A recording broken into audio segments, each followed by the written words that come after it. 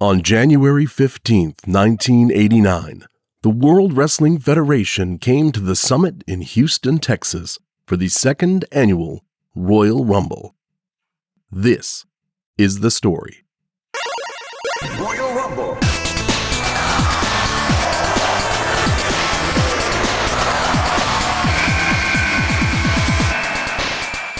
Hello, you fine people. This is Rumble Retrospective. My name is Greg. If this is your first time here, welcome. And if it's not, welcome back. Either way, thank you very much for joining me. Today, we're going to be talking about the 1989 Royal Rumble event. Upping the ante from last year, the show moves from primetime television to pay-per-view and establishes itself as an annual January event. It also expands the scope of the competition from 20 participants to 30, which would become the standard going forward. There's even been an increase in star power, which you'll see as we go along here. And the vibe in general just feels a lot bigger. And there is a lot going on here, so without any further ado, let's jump right in and take a look at Royal Rumble 1989.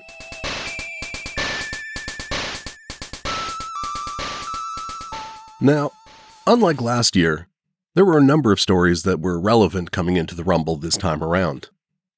Big John Studd came back to the WWF the prior month after a brief retirement from the ring, but seeing his former manager Bobby the Brain Heenan now aligned with his longtime rival Andre the Giant, more on that later, Studd parted ways with Heenan and the Heenan family. But that wasn't the only shakeup when it came to wrestling managers. The Hart Foundation spent most of 1988 with an ever-increasing wedge between them and longtime manager Jimmy Hart. Come the fall, Jimmy Hart had signed on the team of the Fabulous Rougeaus, brothers Jacques and Raymond, who quickly took to feuding with the Hart Foundation. Either way, the moral here is Jimmy Hart loves Canadians. Just ahead of the show, Jake the Snake Roberts discovered that Andre the Giant suffers from severe ophidiophobia, or a fear of snakes, as Andre suffered a minor heart attack after Jake's python Damien was draped on the Giant. Harley Race had been the reigning king of the ring until he was sidelined with an injury after WrestleMania 4. When Race returned 6 months later, he found that manager Bobby Heenan had crowned a new king in his stead with Islander Haku. Race vowed to regain the crown that he felt was rightfully his own. Macho Man Randy Savage won the WWF Heavyweight Championship at WrestleMania 4 and continued to feud with Ted DiBiase and Andre the Giant. Just as things were getting overwhelming for the champion, he joined forces with former champion Hulk Hogan, dubbing themselves the Mega Powers. In addition to DiBiase and Andre, sometimes referring themselves now as the Mega Bucks, the pair would also see feuds with Bad News Brown, Haku, the Twin Towers, consisting of the Big Boss Man and, oh, right, I just remembered. Folks, let's talk about George Gray. Again. We spoke in our previous episodes about Gray as the one-man gang, having won the original Rumble and having been the runner-up in the next. Well, between then and now, Vince McMahon decided that he wanted a more colorful and marketable character for Gray, rather than a vicious, mohawked biker. And oh, what a character it was. Brace yourself. On September 24th of 1988, WWF aired a vignette where Mean Gene was standing in an inner-city ghetto, claiming to be on special assignment to meet the manager Slick, who had promised to take him to deepest, darkest Africa. Slick arrives carrying a boom box, which is playing Slick's theme song, Jive Soul Bro, performed by Slick himself. He informs Mean Gene that he will in fact be bringing Africa to him. Out from the darkness, flanked by African dancers, enters Gray, dancing and strutting, wearing bright blue and yellow African-style clothing, speaking in what would have been called jive at the time. This was our introduction to Hakeem, the African Dream. Many have said that the character, oddly enough, took both inspiration and potshots at the decidedly not African wrestler and booker, American Dream, Dusty Rhodes, from the competing NWA turned WCW. But Gray himself has generally dismissed this, saying that he was just trying to have fun with it. But yeah, it's a bit of a tough one in hindsight. Now, in a bizarre turn in 2008, WWE featured that original Akeem vignette on their official website during Black History Month. Yeah.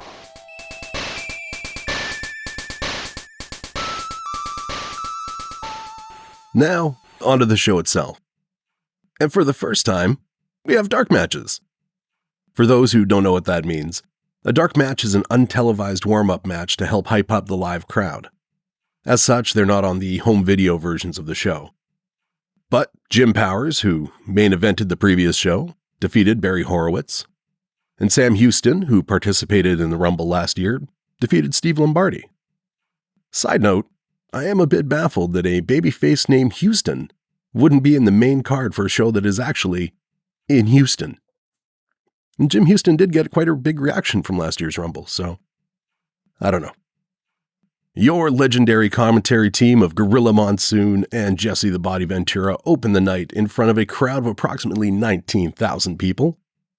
First up, last year's Royal Rumble winner Hacksaw Jim Duggan teams up with the Hart Foundation, Bret Hart and Jim Neidhart, versus Dino Bravo and the Fabulous Rougeaus, with both the Mouth of the South Jimmy Hart and Frenchie Martin in their corner. We continue the trend of outstanding show openers with a real tag team clinic. Dino Bravo is still touting his strongest man claims from the previous year's event. Bravo and the Rougeaus were dominant throughout most of this match, but the finish sees Hacksaw Jim Duggan taking advantage of a distraction and using his trusty trademark 2x4 to knock out Dino Bravo, allowing Bret Hart to get the win for their team. This wouldn't be the last time we would see an uncharacteristically heelish behavior from one of the baby faces on this show. Another small oddity here that even Jesse Ventura points out on commentary: the crowd is feverishly chanting USA when 5 of the 6 participants are from Canada. My only real disappointment here is that these gentlemen weren't in the Rumble itself, with Duggan being the previous winner and the Hart Foundation and Dino Bravo being so heavily featured last year. I would have loved to see them back in the mix. The matches here are interspersed with vignettes of the various wrestlers drawing their entrance numbers for the Rumble, lottery ball style. The main story here is the $1 Million Man Ted DiBiase clearly getting an undesirable placement and trying to bribe his way to trade for a later entry. Next up is Rockin' Robin versus Judy Martin for the WWF Women's Championship. Sensational Sherry is conspicuously already waiting in the ring before Rockin' Robin has even made her way down the aisle. As the ring announcer is about to introduce the contestants, Sherry snatches the mic out of his hands and challenges whomever the winner is to a title match. Sherry then goes on to join the commentary team. A decent match overall, Rockin' Robin takes the win with a flying crossbody from the second rope and retains her championship. Fun fact, Robin came down to the ring to her brother Sam Houston's theme song, which again, why isn't Houston in the show proper? Houston, it's right in his name. I'll leave it alone now. Well, last month I'd promised that we would get more bodybuilding pose downs at the Royal Rumble, and now the time has come. In fact, this is billed as a super pose down. They've upgraded. Ravishing Rick Rude with the best mustache this side of Tom Selleck and the current Intercontinental Champion Ultimate Warrior are here to show the world who has the best physique. They go through a number of baby oil-laden competition poses, and the camera makes sure to show various salivating ladies during Rick Rude's posing. But each pose predictably ends with the crowd cheering the Warrior and booing Rick Rude out of the building. Eventually, Rude loses his cool and attacks the Ultimate Warrior with a metal workout bar and storms out. How does the Warrior react? He heroically beats up 2 referees in 4 WWF suits. That's one more bad guy strike against the babyfaces tonight. How was the segment overall? Well, it was better than watching a bench press.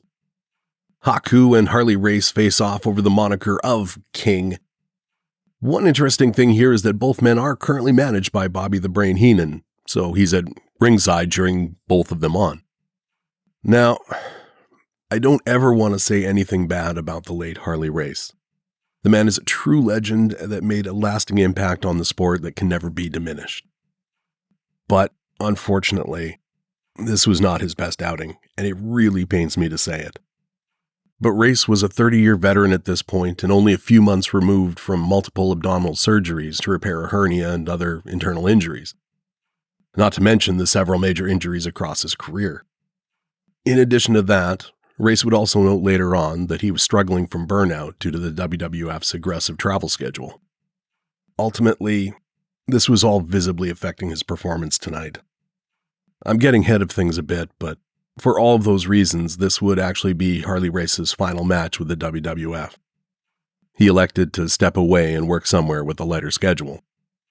The match between Harley Race and Haku was edited off of the VHS copies of the show, presumably just for time as VHS tapes had limits, but I can't help but think that it may have had to do with quality as well. I hope I'm wrong on that. However, it was eventually restored for future disc and streaming releases. I do highly recommend looking into Harley Race's career if you have the notion. There's some truly unbelievable matches and moments and stories that are very worthwhile.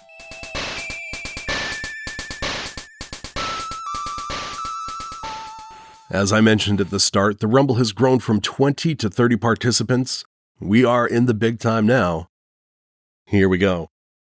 Number 1 is one half of the Tag Team Champions Demolition. It's Axe.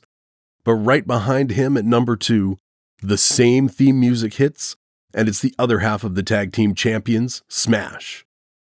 Both men open up on each other immediately, holding nothing back. Number 3 is the 8th wonder of the world, Andre the Giant. The big men of Demolition stop working each other over and go straight for Andre, taking him off his feet with a massive double clothesline. The beatdown continues as Axe and Smash work the Giant into the corner. Number 4, Mr. Perfect, Curt Hennig. Hennig takes his time to the ring, letting the beatdown carry on a few more moments before diving in and throwing fists at all 3 men. Andre grabs Smash by the head and pushes him over the top rope for our first elimination of the night. Axe and Hennig take the opportunity to get the jump on the Giant, getting him snared into the ropes. Number 5, rugged Ronnie Garvin hits the ring just in time to join with Axe and Mr. Perfect trying to eliminate Andre while he's all tangled up, but to no avail as Andre gets back to his feet.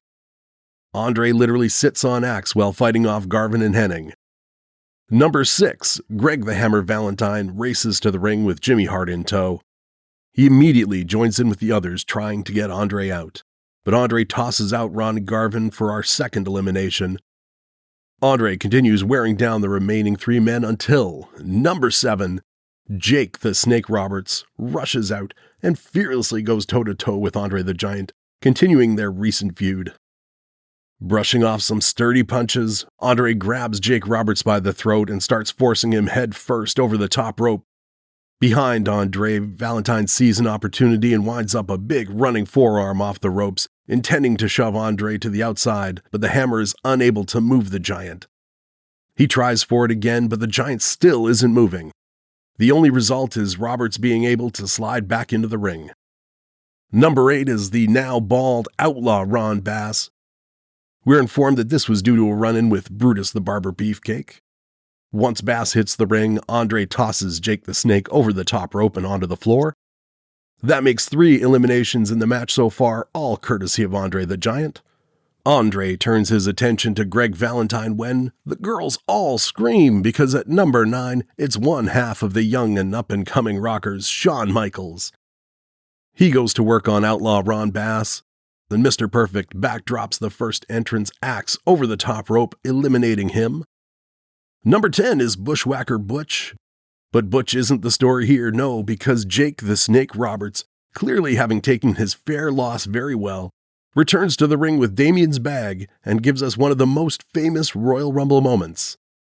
He slides Damien swiftly across the floor of the ring towards Andre's feet, causing the Giant to hurl himself over the top rope, thus eliminating himself, and rushing to the back. Referees clear Jake and Damien from the ring as Honky Tonk Man comes in at number 11, and we have a number of competitors teetering over the top rope in stalemates at 3 of the corners. Number 12, Tito Santana enters the ring on fire, goes straight after Mr. Perfect, furiously trying to force him out of the ring. Butch nearly gets Honky Tonk Man out. Valentine gets the jump on Santana, tossing him over the top, but Tito catches the top rope and pulls himself back inside. Low boos fill the arena as Bad News Brown comes in at lucky number 13. Butch and Santana get together to throw out the Honky Tonk Man. Santana tries to keep that momentum going by running Valentine out of the ring, only to be cut off by Ron Bass. Shawn Michaels puts himself in a vulnerable position as he heads to the top turnbuckle, diving into Brown and Bass. Brown doesn't take it well and tries forcing Michaels outside. Luckily for Shawn Michaels, number 14 is his Rockers tag team partner, Marty Jannetty. Shawn is saved, and the Rockers team up to eliminate Outlaw Ron Bass. We're at the halfway point as number 15 makes his way to the ring, and it's the current WWF World Heavyweight Champion Macho Man Randy Savage. He goes right to work, not even bothering to take off his bandana and sunglasses, as he takes the fight to Bad News Brown. Valentine takes a shot at the champion from behind. Savage takes a page from Shawn Michaels, goes to the second rope to drop an axe handle on Valentine. Number 16 is Four Horsemen alumni, one half of the Brain Busters, Arn Anderson. As Anderson enters, Savage dumps out Valentine, then immediately goes back after Bad News Brown. Shawn Michaels' scuffle with Arn Anderson crosses paths with Savage and Brown, causing Anderson and Savage to toss out Michaels. Once again, Savage and Brown are back at it. Arn Anderson tries going to the top rope as well. Unfortunately, after a punch from Marty Jannetty, Arn ends up getting dropped on his parts unknown. Good news for Anderson, however, as number 17 is his tag team partner, Tully Blanchard, who goes right after Jannetty, leading to a Brainbusters double team. They put Jannetty over the top rope, but Marty is holding on literally by his toes. Despite his best efforts, it was a short-lived battle as Marty Jannetty spills out to the ground. And what you gonna do when number 18 runs wild on you? It's Hulk Hogan, who valiantly saves the Mega Powers partner Randy Savage, eliminating Mr. Perfect in the process. Hogan gives the Brainbusters a meeting of the minds, and now it's Hulk's turn to go after Bad News Brown. Here, the announce team realize that Tito Santana was eliminated, but they have no idea how or when. It was apparently by Randy Savage and Arn Anderson just after Tully Blanchard's entrance. Bad News Brown has turned things around and is muscling Hulk Hogan to the top rope. Savage is occupied trying to eliminate Bushwhacker Butch. But good news for Butch, because number 19 is Bushwhacker Luke, gleefully stomping his way to the ring, but he's not able to save his partner as Butch goes over the top rope courtesy of Bad News Brown. The Mega Powers are separated as Bad News Brown and Arn Anderson work over the Hulkster, and Tully and Luke go after Randy Savage. Hulk breaks free, delivering a vintage big boot to Arn. Tully jumps on Hogan's back with the sleeper, and number 20 is the Birdman, Coco Beware, delivering drop kicks to everyone he can see. Anderson tries his luck on the top rope again, only to have Hulk Hogan toss him over his head back into the center of the ring. Savage drives Tully Blanchard into his partner. Hulk Hogan gives Coco Beware a big back body drop to the outside floor, followed quickly by Bushwhacker Luke. The Brainbusters try to hit Hulk Hogan with a double clothesline, but he drives them back with a clothesline of his own to put both Blanchard and Anderson out at the same time. Number 21 is the Warlord, who doesn't even finish standing up in the ring before Hulk Hogan clotheslines him out immediately back down to the floor. But Hogan doesn't stop there. Bad News Brown, having spent minutes grappling with the other Mega Power on the ropes in a stalemate, both men teetering, but neither having been able to eliminate the other. Hogan not helping his tag team partner at any point, more focused on racking up eliminations around himself. Now Hogan rushes up, tips out Bad News Brown, taking Randy Savage along with him. Macho Man storms the ring, furious with Hogan. The two argue as their manager, Miss Elizabeth, rushes to the ring to try and defuse the situation. She eventually calms Savage down, who extends his hand to Hogan. The Hulkster accepts the handshake, and they hug like good friends do. But now Macho Man has to leave Hulk alone in the ring with number 22, the Big Boss Man. Hogan gets the upper hand to start, but the fresher Boss Man turns it around and hits Hogan with an avalanche in the corner, followed by a big pile driver. Now, Mortal Man would be down for the count, but this is Hulk Hogan, who is immediately back on his feet. But the buzzer sounds, and number 23 is Big Boss Man's tag team partner and previous Royal Rumble winner, Akeem, the African Dream, And now the Twin Towers have the numbers advantage, working Hogan over with multiple avalanche splashes in the corners, and Big Boss Man and Akeem do the unthinkable and eliminate Hulk Hogan. But that's not going to work for him, brother. And Hogan throws a tantrum at ringside, grabbing Boss Man by the ankles and yanking him under the bottom rope, where he proceeds to slam Boss Man's head into the steel ring bell and attack him with a chair. Akeem ducks under the bottom rope to fight Hogan off his partner, because that's what partners do. Our Rumble is still going, however, and number 24 is Brutus the Barber Beefcake, who jumps on Akeem's back at ringside.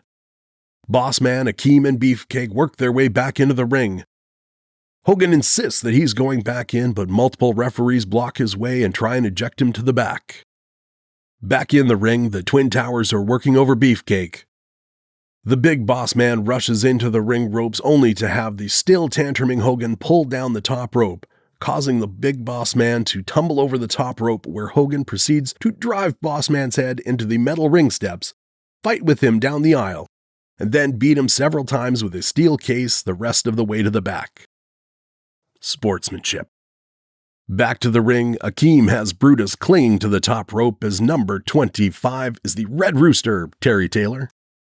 He tries to get Akeem from behind, but it only seems to make Akeem angry, and he responds with a huge body slam. Beefcake is back on his feet. He and Taylor work Akeem to the ropes and try in vain to lift him out.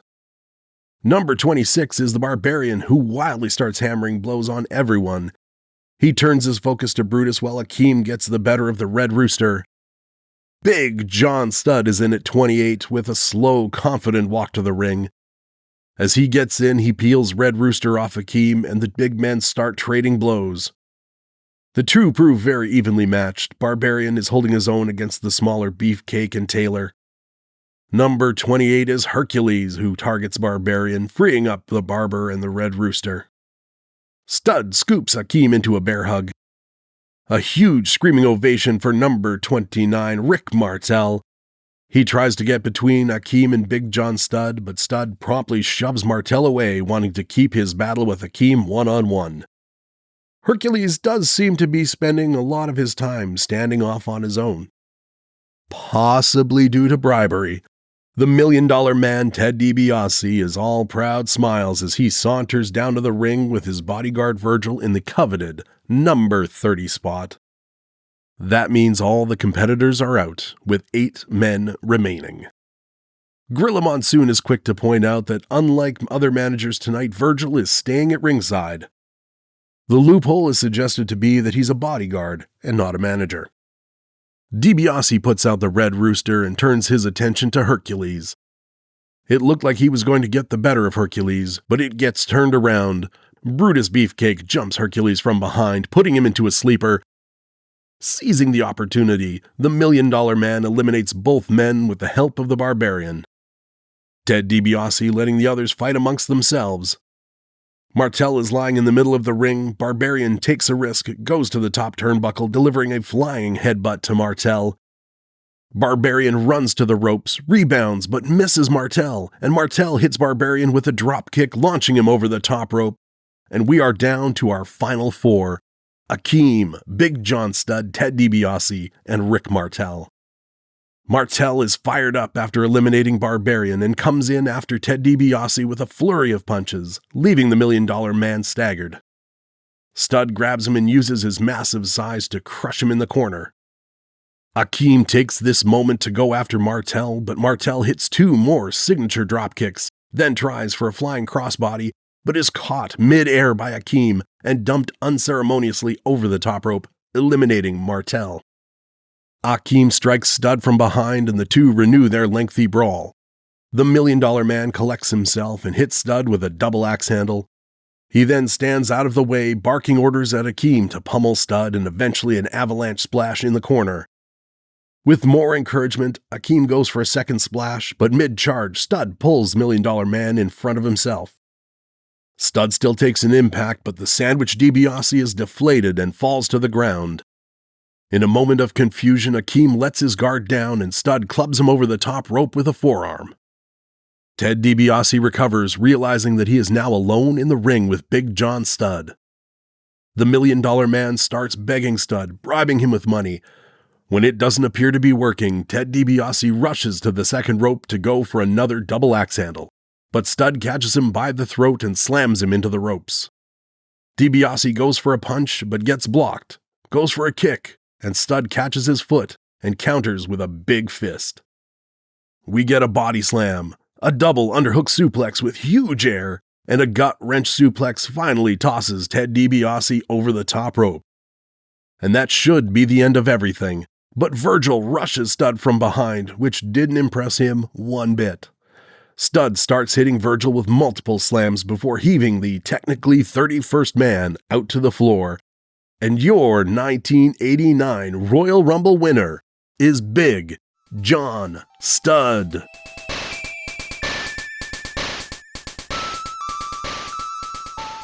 Folks, let's talk about John Minton. John Minton was born February 9th, 1948 in Butler, Pennsylvania.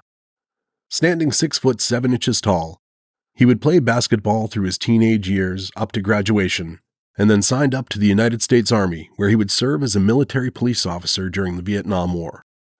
Upon his return, Minton turned his stature and athleticism to pro wrestling. He began training with the legendary Killer Kowalski along with Charlie Soto. In 1972, he would debut as the Mighty Minton in NWA Hollywood Wrestling, while also working in the Worldwide Wrestling Federation at the same time as Chuck O'Connor. He moved on to Mid-Atlantic in 1974, still going by Chuck O'Connor, until 1977 when he would be dubbed Big John Studd, which he would carry for the rest of his career. Oh, except for in 1976 when he would wear a mask and go by the name of Executioner No. 2, along with his trainer Killer Kowalski, aka Executioner No. 1. Oh, and also in 1978 when he would wear a mask and go by the very creative name of Masked Superstar No. 2. But other than those, it was Big John Studd. And as Big John Studd, he would capture the Mid-Atlantic Tag Team titles alongside Ken Patera. The Executioners, including Executioner No. 3, played by future WWF superstar Nikolai Volkov, would also capture Tag Team Gold together. In 1982, Studd would jump to the World Wrestling Federation, where he would be paired with manager Classy Freddie Blassie. Studd's heel persona at the time saw two big staples. First, he would carry a stretcher down to the ring with him so that his opponents could be carted out after their matches, which is very considerate of him if you ask me. The second, and even more notably, was dubbing himself the one true giant, offering up to $10,000 to anyone who could body slam him. This understandably led to a storied feud with Andre the Giant, which would last for nearly 2 years. At one point, Andre would slam Studd so hard that the ring would collapse.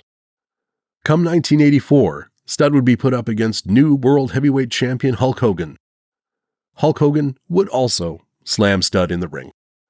Still insisting that he could never be body slammed, Big John Studd would renew his rivalry with Andre the Giant, and the two would meet at the first WrestleMania in March of 1985. Here, Studd put forth the challenge that if Andre couldn't slam him, Andre would have to leave the WWF for good. Andre would once again slam Big John Studd. And even that showdown didn't cool down the rivalry between the two giants. It would proceed deep into 1986, seeing Studd team up with fellow big man King Kong Bundy to try and finally get the better of Andre. The feud would also involve a mysterious 7'4" wrestler from Japan who called himself the Giant Machine and curiously spoke with a very thick French accent. But boy, is that a whole other story. In late November 1986, Big John Studd would leave the WWF to try and build an acting career. He would make appearances in TV shows like Hunter, Beauty and the Beast, and The Dirty Dozen, before returning 2 years later ahead of this very show.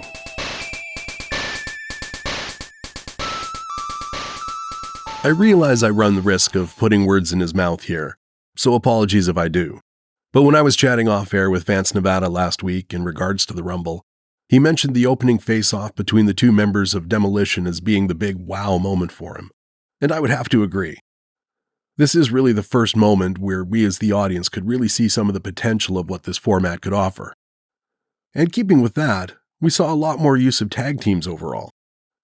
The original featured the Hart Foundation heavily, but other teams like the Bolsheviks and the Killer Bees were kept separated.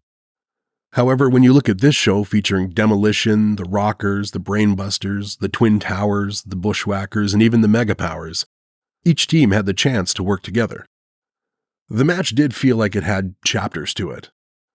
The first third really centered on Andre the Giant and the unstoppable threat that he presented, which I think was handled very well. Then it moved on to focus on the Mega Powers.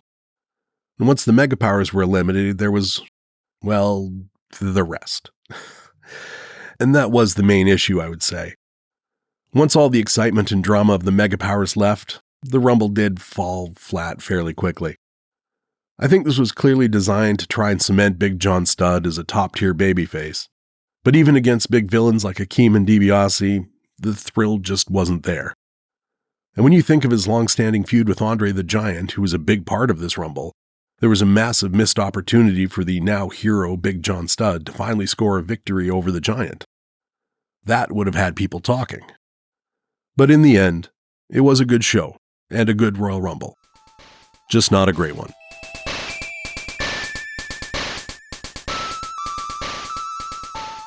Our Iron Man for tonight's Rumble was Mr. Perfect, staying in at 27 minutes 58 seconds, breaking Bret Hart's time from last year. Most eliminations was Hulk Hogan with 10.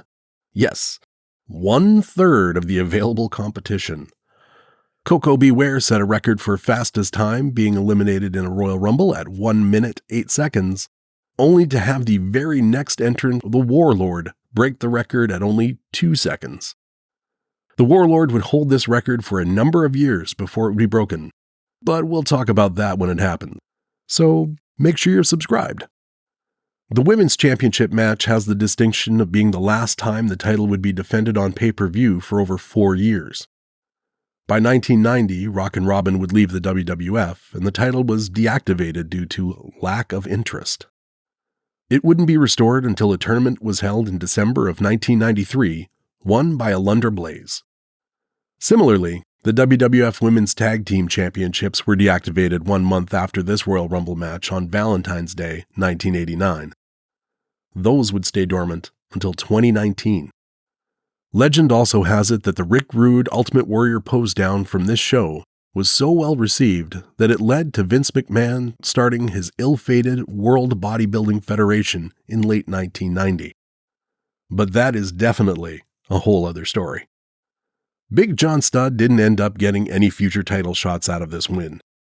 When WrestleMania 5 rolled around in April, Studd would be the special guest referee for the match between Jake the Snake Roberts and Andre the Giant, which itself stemmed out of this Royal Rumble.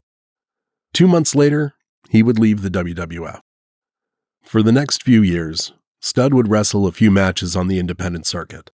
But in October of 1993, doctors would discover a large tumor in his chest.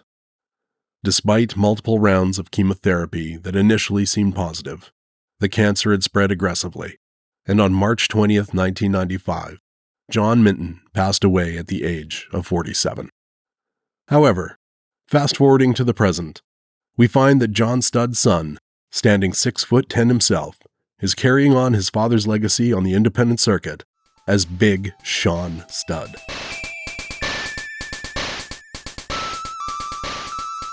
And that is it for us. Before I sign off, let me leave you with a question. What 80s era manager would you want in your corner? Drop us a comment and let us know your pick. Thank you for listening to this episode of Rumble Retrospective. Once again, this has been Greg, aka the 78th Doctor. In 2 weeks, we'll have an interview with wrestler and promoter gorgeous Michelle Starr. Then we'll see you next month when we look at Royal Rumble 1990. And don't forget, never let both feet touch the ground. If you have any questions, comments, memories, or constructive corrections, you can find us on social media at The Rumble Retro, join our official Discord, or email me directly at rumbleretrospective@outlook.com. I would love to hear from you. If you haven't already, please make sure to subscribe to the show, hit the like button, rate and review, whatever you want or can. We truly do appreciate it. Want to support the show? Join our Patreon and unlock some additional bonus content. Intro and outro themes composed by Jamie McDonald. You can find more by searching Chatterless on your favorite platform. He makes music, all kinds. Logo and cover art design provided by Michael J. Cohen at Arkangel Wulf Design and Illustration. Check him out at arkangelwulf.com. Check the episode notes for all of our links. Take care, everyone.